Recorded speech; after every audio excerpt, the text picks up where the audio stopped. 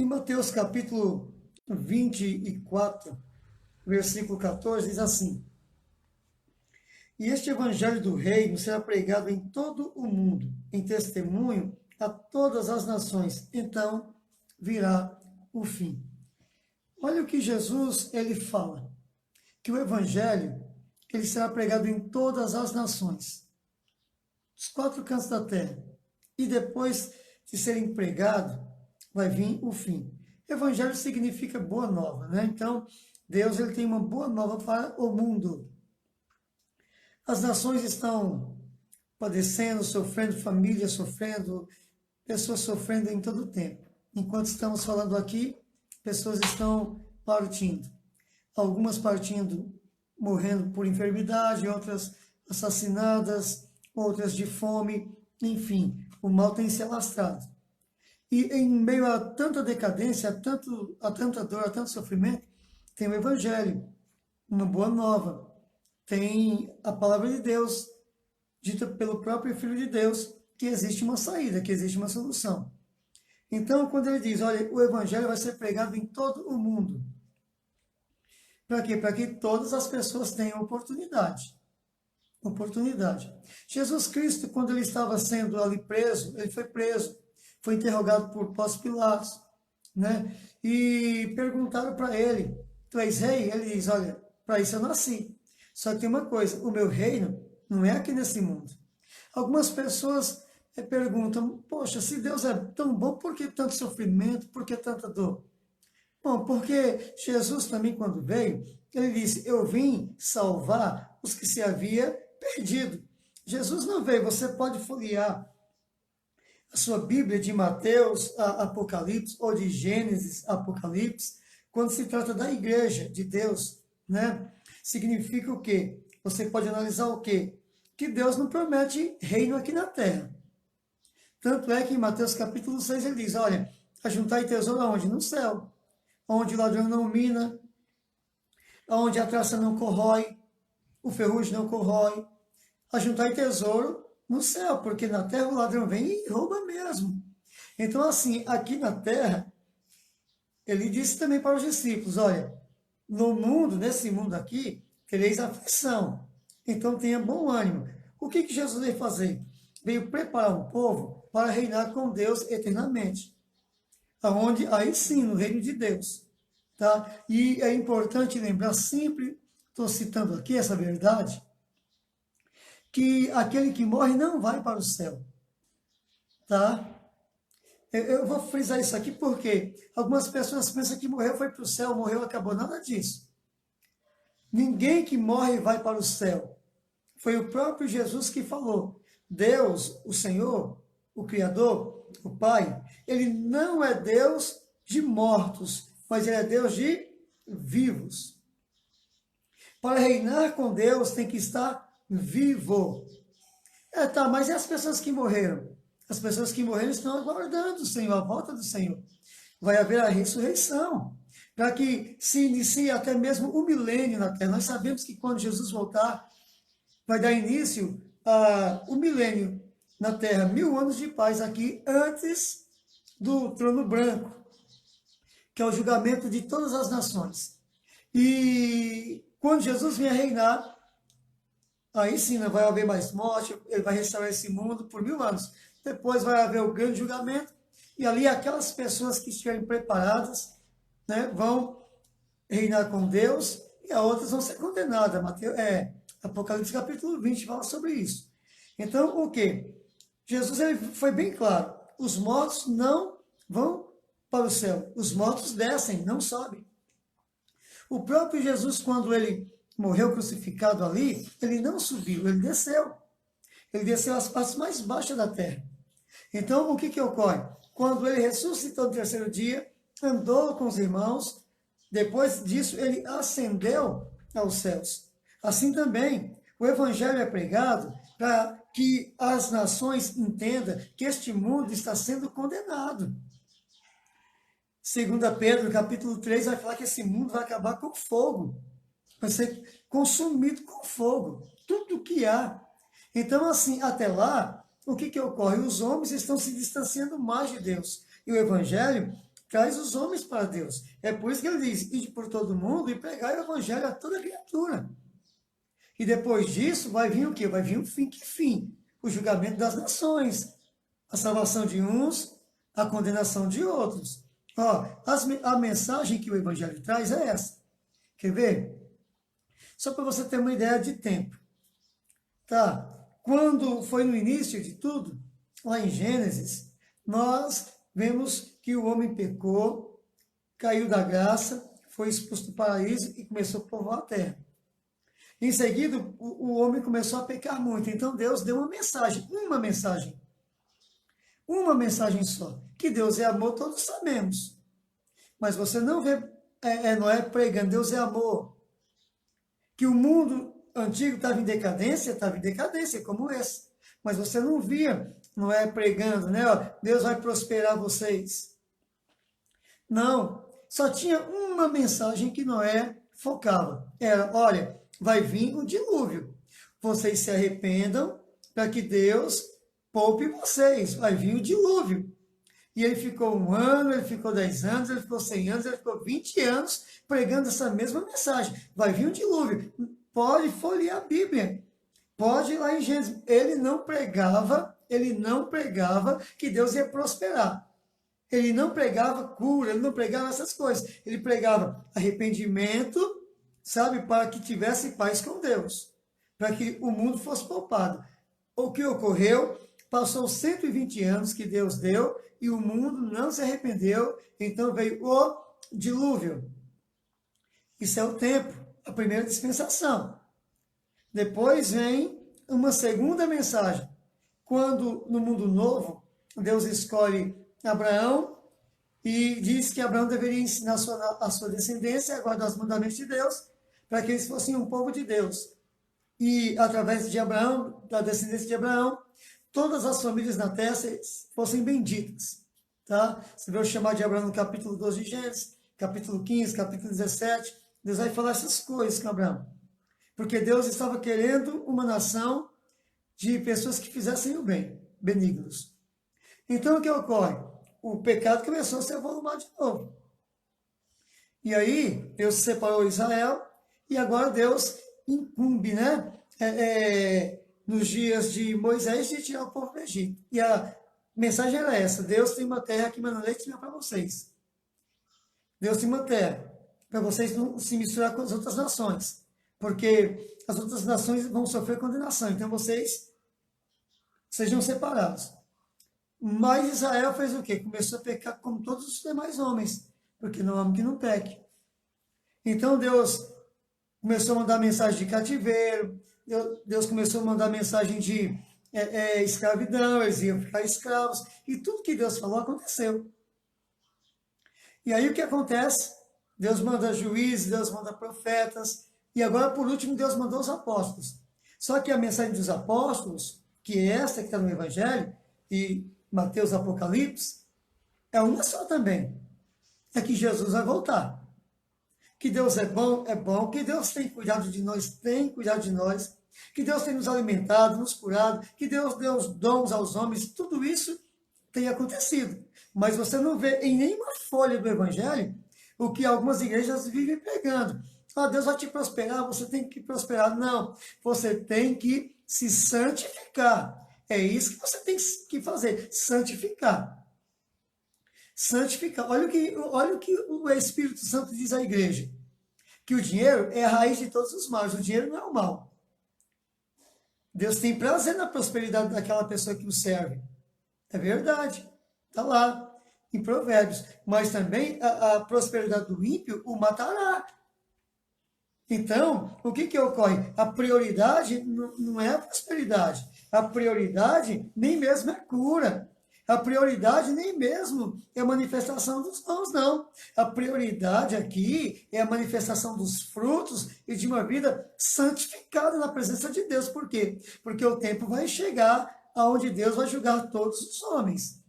Então, se você ler Mateus, os 28 capítulos de Mateus, você não vai encontrar esse evangelho que está sendo pregado hoje. O evangelho da prosperidade. Não. Antes, o Senhor diz, contentai-vos. Seja grato. tá? Não corra atrás do vento. Você começa a ler o Evangelho não ensina essas coisas. O Evangelho, ele chama a atenção para quê? Para que haja arrependimento, para que você ame as pessoas, para que você ame o seu próprio inimigo, aquela pessoa que te persegue, você ore por ela, abençoe, para que você pague sempre o mal com o bem, para que você coloque em primeiro lugar o reino de Deus e a sua justiça. Então, tudo isso o Evangelho vai ensinar. O Evangelho vai ensinar você ter tempo para Deus, amar sua família, tá? Ser fiel aos seus contratos. É tudo isso que o Evangelho vai ensinar. Mas o que ocorre? Ocorre que nos cultos nós estamos vendo pessoas profetizando o que Deus não mandou. Oh, Deus vai te dar uma casa. Onde está isso no Evangelho? Ah, está entre linhas. Não, amado. Olha o que está em Hebreus 12, 14. Segue a paz com todos. É um mandamento. Segue a paz com todos e a santificação, sem a qual ninguém vai ver a Deus. Se você não se separar deste mundo, você nunca vai ver a Deus. Nem aqui e nem no mundo vindouro. Mas como é que nós vemos Deus aqui? Através dos cuidados de Deus. E a primeira coisa que Deus cuida é em guardar o nosso coração, para que o nosso coração não se encha, como está em Lucas capítulo 21, a partir do versículo 24. Que não se enche os vossos corações desses desejos da carne aí, de glutonaria, de aproveitar a vida. Por quê? Para que aquele dia, o dia do arrebatamento, não te pegue de surpresa. O arrebatamento vai ser num abrir e fechar de olhos. O arrebatamento da igreja está para acontecer. Tá? Não fica pensando não que Deus vai permitir que essa maldade continue para sempre. Nós não precisamos ir longe para saber da maldade que está acontecendo no mundo, não. Olha no Brasil. O Brasil é um país receptivo, um país de pessoas modestas, bacana, tá? Um país onde as pessoas realmente assim demonstram uma caridade. Só que nesse mesmo país você vê uma nação corrompida. Você vê um governo que não cuida das pessoas. Antes, o pior inimigo da nação brasileira tem sido o governo, tem sido os governadores, tem sido essa questão aí, esse engano todo, direita, esquerda, centro, nem existe isso. Então, você acha que Deus vai permitir essas coisas para sempre? Você acha que Deus vai permitir um país que ensina, né, a questão de casamento homem com homem, mulher com mulher, tem aqueles que aceitam? Você acha que Deus vai aceitar um país que há separação, divórcio para todo lado, até mesmo no meio do povo de Deus? Cristãos, pastores? Você acha que Deus vai aceitar um povo que se diz povo santo, que sobe no altar e fica pregando somente dinheiro, dinheiro, dinheiro, dinheiro? Meus queridos, Deus é santo, Deus está preocupado na transformação.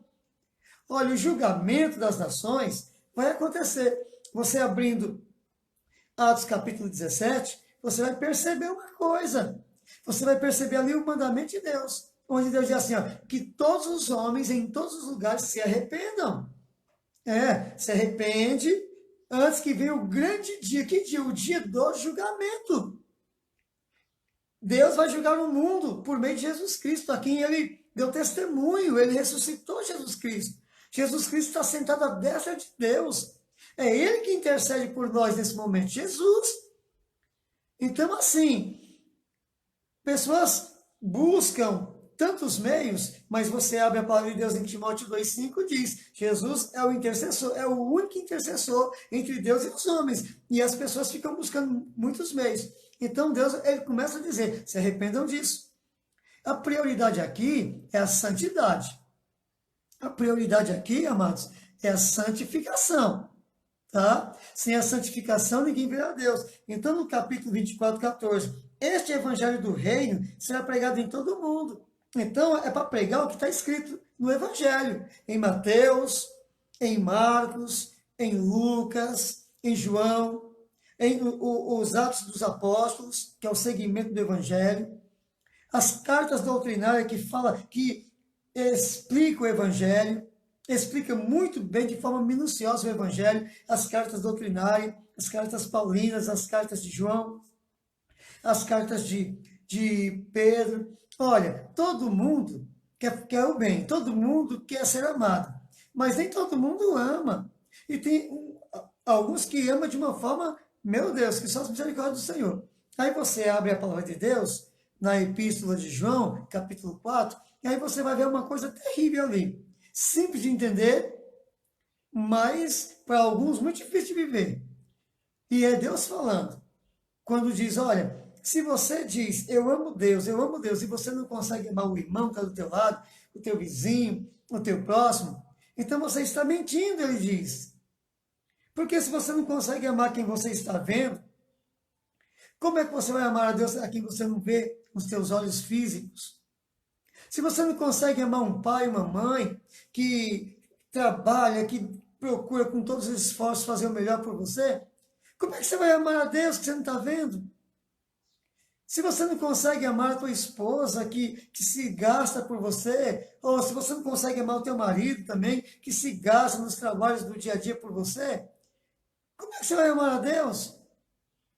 Se você não consegue amar as pessoas que estão interagindo contigo aí, se você não consegue ser grato à empresa que você trabalha, que é de onde você tira o seu sustento para se alimentar, para levar o sustento para a tua casa, não existe gratidão, como é que você vai ser grato a Deus? Então, o Evangelho vai ensinar essas coisas, como conviver uns com os outros, como amar uns aos outros, como sacrificar uns pelos outros. Jesus se sacrificou pelo mundo. Jesus morreu crucificado, meu querido. Esse evangelho está nas nossas mãos porque houve homens que deram a vida por nós. Eles abandonaram suas vidas, aí seu dia a dia, seu cotidiano, para estar pregando a palavra, para estar sendo perseguido também. O evangelho, quem prega a verdade no evangelho, geralmente é perseguido. É isso que está escrito nas cartas paulinas também. Aquele que faz profissão de seguir a Deus padecerá perseguição. Por quê? Porque vai falar contra o pecado. E o pecado, na boca de alguns, tem sido doce. O pecado, para algumas pessoas, tem sido deleitoso. Tá? Você falar para uma pessoa que tal coisa que ela está fazendo é pecado, ela se ira. Por quê? Porque ela gosta daquilo, ela quer aquilo. Então ela vai ficar contra você. Porque ela não pensa no futuro, ela não pensa no reino eterno, ela não pensa no dia que ela vai estar diante de Deus, para que Deus venha dizer, olha, está certo, está errado, apartai-vos de mim.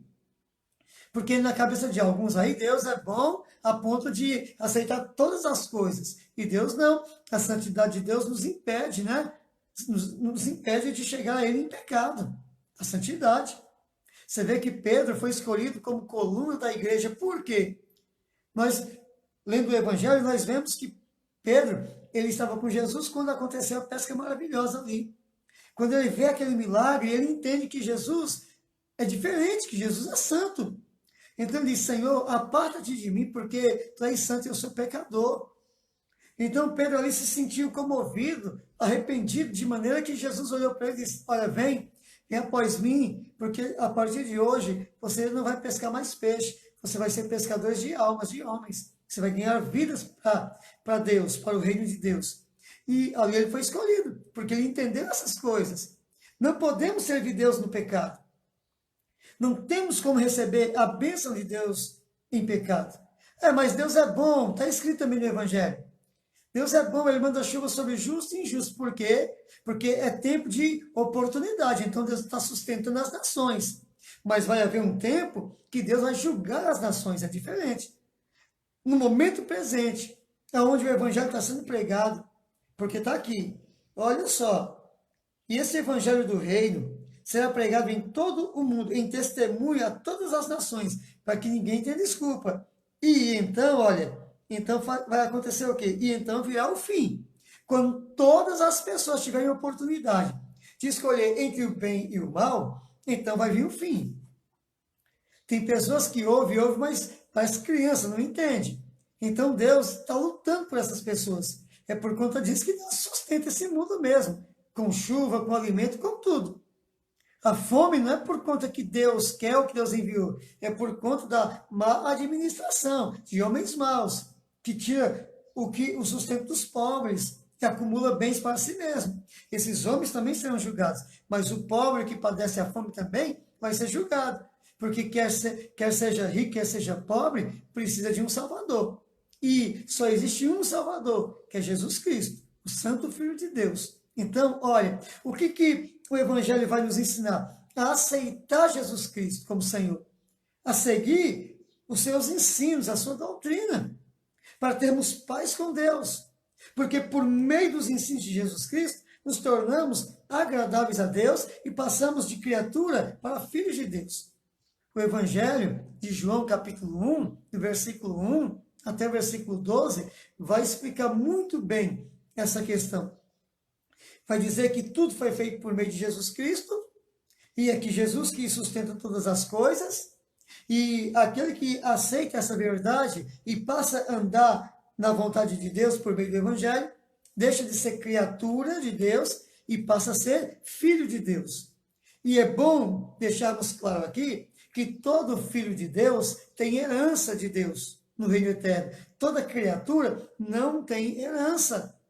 Não tem herança, tá? Você vê essa questão também em Romanos capítulo 8, vai falar que nós somos filhos de Deus. Se nós obedecemos a Deus, se seguimos os mandamentos de Deus, vamos nos tornando filhos de Deus, herdeiros de Deus e co-herdeiros com Jesus Cristo. Para quê? Para uma vida eterna com Deus. Então, também, 1 Pedro, capítulo 1, a partir do versículo 3 até o 7, vai falar sobre isso. Que nós sim temos uma herança da parte de Deus, Deus é bom, nos deu uma herança, essa herança está guardada, não nos foi entregue ainda, está guardada.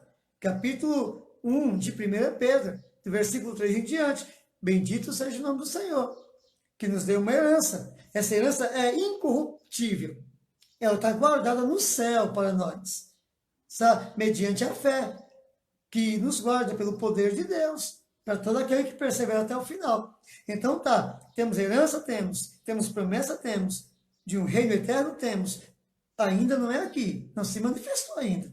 Deus está permitindo o mal se avolumar, e daqui a pouquinho ele vai vir julgar todas as coisas, e é nesse momento, é no momento do julgamento, que vai haver choro, vai haver pranto, porque infelizmente, muitas pessoas vão ouvir uma verdade muito dura. Hoje, as pessoas ouvindo uma verdade dura, das costas, sai reclamando, sai repudiando. Só que naquele dia vai haver grande choro, porque todas as nações vão estar vendo Deus, assim como Deus nos vê, face a face. E aí ele vai julgar, e ele vai dizer a alguns, apartai-vos de mim, malditos, para o fogo eterno. E esse alguns é uma grande multidão. A outros ele vai dizer, vinde benditos de meu Pai, possui por herança a terra que vos está preparada antes da fundação do mundo. Então, antes do mundo ser criado, Deus já fez o propósito de salvar um povo. Quem? Todo aquele que dá ouvido ao Evangelho. É necessário se converter, é necessário, o humilhado será exaltado. Olha o que está escrito, o humilhado será exaltado. Só que as pessoas querem ser exaltadas sem se humilhar. Que humilhação será essa? Olha, parece uma humilhação para um filho e para uma filha ouvir os conselhos de um pai, quando o conselho do pai e da mãe é contrário à sua vontade. Ela chora, ele chora, sai batendo porta, foge pela janela, e uma série de coisas. E a parte de Deus diz, humilhar-vos, era para essa pessoa se colocar debaixo da vontade do pai e da mãe. Olha o que o Evangelho nos ensina, que Jesus aos 12 anos subiu a Jerusalém. Ele veio até Jerusalém com seu pai e com a sua mãe, Maria e José, pai e mãe terreno. E Jesus ficou no templo, e eles voltaram. Depois de um dia, eles procuraram Jesus no meio da caravana, e não acharam. E aí, cadê Jesus? Cadê Jesus? E não acharam no meio dos parentes, então eles voltaram para Jerusalém, e procuraram. Depois de 3 dias, acharam Jesus. Jesus estava onde? No templo, discutindo com quem? Com os fariseus, com os saduceus, com os doutores da lei. E os doutores da lei, homens experimentados, estavam ali, boquiaberto com Jesus, porque diziam, esse menino tem um grande conhecimento, uma grande sabedoria, de onde vem? Então Maria chega a Jesus e diz, filho, o que você fez? Eu e teu pai te procurávamos. E aí ele, se referindo ao Pai Celeste, ao Pai do céu, ele diz, não sabia que convinha que eu estivesse na casa do meu pai, cuidando das coisas do meu pai? Maria não entendeu, José não entendeu, os que estavam ali não entenderam no momento, que ele estava falando dos planos de Deus. Então, Jesus, com 12 anos, voltou para Galiléia, voltou com a sua mãe, voltou com José. E ali diz que Jesus, filho de Deus, santo, conhecendo, tendo atributos divinos, tendo também todo o conhecimento, Jesus foi sujeito a Maria, obedeceu a Maria. Então, o Evangelho vai nos ensinar a nos sujeitarmos a toda a autoridade, coisa que não acontece aqui no nosso país. Todas as autoridades são, como é que eu posso dizer aqui? São contraditórias. E aí o povo vai e não se rebela. E aí se torna um povo rebelde diante dos olhos de Deus. Você vê que Jesus, ele se sujeitou até mesmo a Pôncio Pilatos, quando disse, ó, eu tenho poder para te mandar crucificar.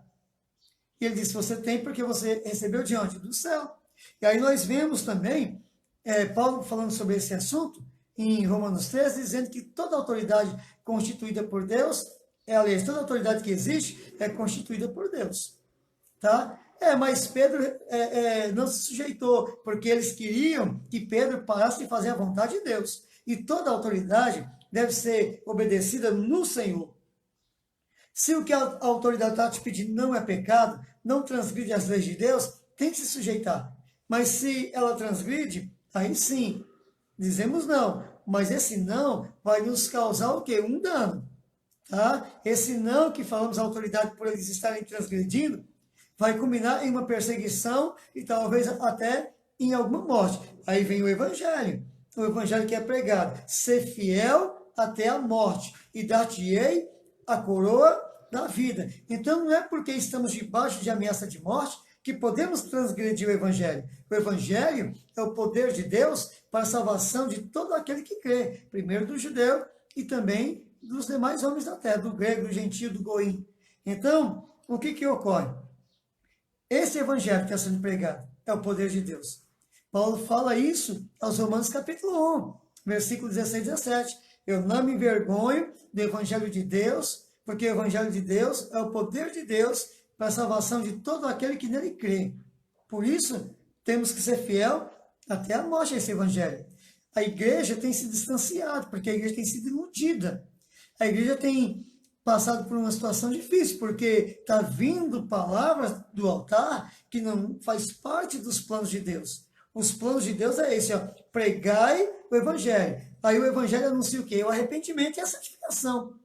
Se você abrir o Evangelho em Mateus, Marcos, você vai ver que quando João Batista começa a pregar, ele começa a pregar o Evangelho do arrependimento. Quando Jesus começa a pregar, ele começa a pregar o Evangelho do arrependimento. Arrependei-vos, arrependei-vos, porque é chegado a vós o reino de Deus. Se arrependendo do quê? Das injustiças. Não é justo. Quer ver uma coisa simples? Que é pecado aos olhos de Deus e as pessoas acham que não tem nada a ver? Que a maioria comete? Você está com trabalho. Vai lá um cidadão te contrata. Ele te contratou por um salário e tal. Você sabia o salário que ele te contratou. De repente, quando você começa a trabalhar, você acha que ele trabalha muito pesado e eu ganho muito pouco, e você começa a relaxar no trabalho. E aí você não faz o trabalho como convém. E quando você não faz o que convém, vai dar prejuízo para o dono. A probabilidade do dono falir é muito grande, porque se o trabalhador não trabalha, não vai gerar lucro. Tá? Então, você começou a ser infiel ao contrato que sai da tua boca. E isso é pecado aos olhos de Deus. É pecado, porque você tem que ser fiel ao seu patrão. Você tem que trabalhar para o seu patrão como você trabalha para Deus. Ainda que ele pague pouco. Você aceitou o pagamento, agora você tem que ser fiel. Você tem que dar o que ele precisa, porque ele te contratou para aquilo. E as pessoas acham, não, meu patrão é ruim, e aí o patrão sai, escola, não faz o serviço, dá prejuízo, tudo. Isso é um mal tão grande aos olhos de Deus. A pessoa que faz isso dificilmente vai ter paz ou vai prosperar em sua vida.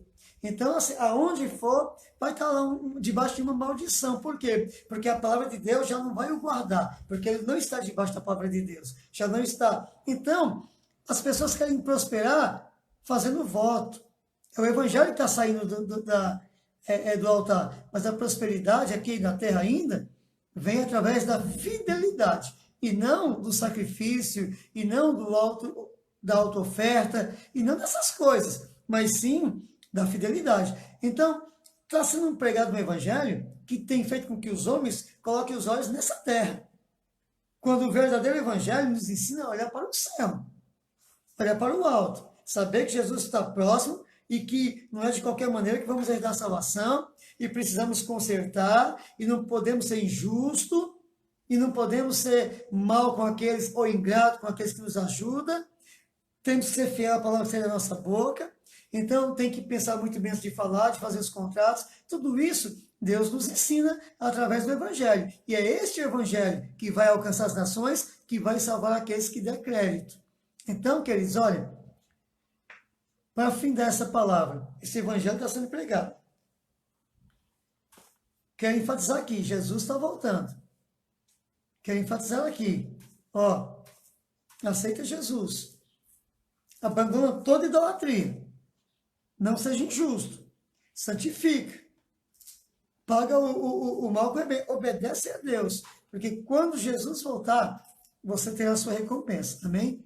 É certo que aquele que com Jesus padece, com Jesus também reinará. Tá? Jesus é rei, mas ele disse muito bem, o meu reino não é daqui.